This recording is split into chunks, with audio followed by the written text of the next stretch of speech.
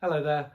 Today's video is going to take a little look at technique, both in terms of how we sit and position ourselves at the piano, but also how we use our hands and our wrists to play the instrument.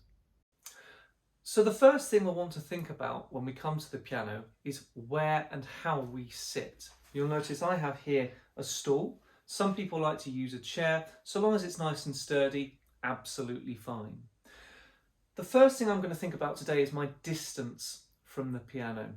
A lot of the time I see students sat right up here, nice and close to the piano. And at first glance that doesn't look too bad. We do notice, however, that where our elbows end up by our sides here, that I actually can't extend too far in one direction or the other because my elbow is going to collide. If I need to get my left hand over here, I need to come around here and end up quite close to the body, quite tense. So what I've done here is I've moved myself back a little bit so that I have a very small amount of my knee underneath this key bed. I'm also sat actually on the edge of the stool, and if you watch how concert pianists tend to sit on their stools, they only tend to use a very small amount. And this is for two reasons. First, so that we have ourselves an appropriate distance from the piano. Our feet are nice and grounded on the floor, squarely apart, but more importantly about our posture. To remind myself of good posture at the piano, I like to imagine a string coming out of the top of my head. So if I position myself here, I'm going to imagine this string coming out the top of my head, going right the way up to the ceiling, and then I'm going to imagine it pulling me very gently upwards. I'm now going to relax my shoulders to make sure they're nice and relaxed, and let my arms go relaxed at the sides, like so. Fantastic. So now we have a brilliant starting posture for the piano.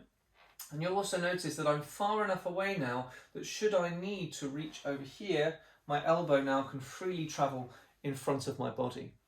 If I now reach forward to the piano, I now have a nice gentle slope here. I'm nice and relaxed shoulders, and I'm ready to start playing.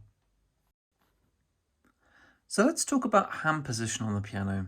So we number the fingers from the thumb. So 1, 2, 3, 4, and 5. And what we're looking for here are nice curved fingers. If we let the hand go loose and turn the hand over, you'll notice that the fingers curve quite naturally. So we're going to take that, we're going to place it on the instrument like so. At each point of the finger, we have this nice gentle curve coming down to the instrument. What we want to avoid is playing like this. We don't want to be down here. Neither do we want to be really up here. And we don't really need to be right up here either. So ideally, enough so that your thumb can touch any of these notes with a nice curved position for the hand. You'll notice the edge of the hand there is actually quite nice and flat. Again, we don't want to have too much of a curvature that way or that way. And underneath the hand, there should be enough space for perhaps a small hamster, a beanbag, a tangerine, anything that helps you to visualize the space that we have underneath the hand. And this means that we can now quite freely move the fingers, and we're keeping the hand position nice and strong. One thing we want to watch out for with the hand position here is this last joint in the finger.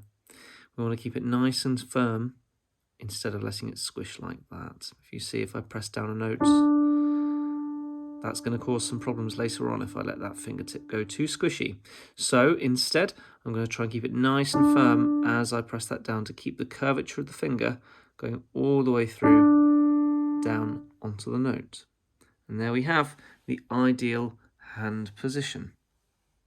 Something to also be aware of with the instrument is actually the length of our nails. And as pianists, we want to keep them quite short. If we have long nails, if I turn my finger over like that, you'll hear a lot of that sound, which you really want to avoid. So short nails, this is kind of the maximum length you'd be really going for on a keyboard, so that we can actually press down with that little bit of squishy bit on the end of the finger. If the nail's any longer, you'll notice it would push the finger further and further back. So keeping those nails nice and short will make playing this instrument as easy as possible. So there we have some of the most important elements about starting to play this instrument. In our next videos, we'll look at things such as pedal work, which you may have two, this instrument has three, what they do and what they're for. We will also look a little bit more in depth at what we call the action of these keys, how they actually work and what we're doing when we're pressing down into them. We'll talk a little bit about different types of instrument. Yours may look similar or different to this one. After this, we'll start to get into actually playing the instrument, some technical exercises to start you off, maybe even some repertoire if you've never come to the instrument before. I look forward to seeing you next time.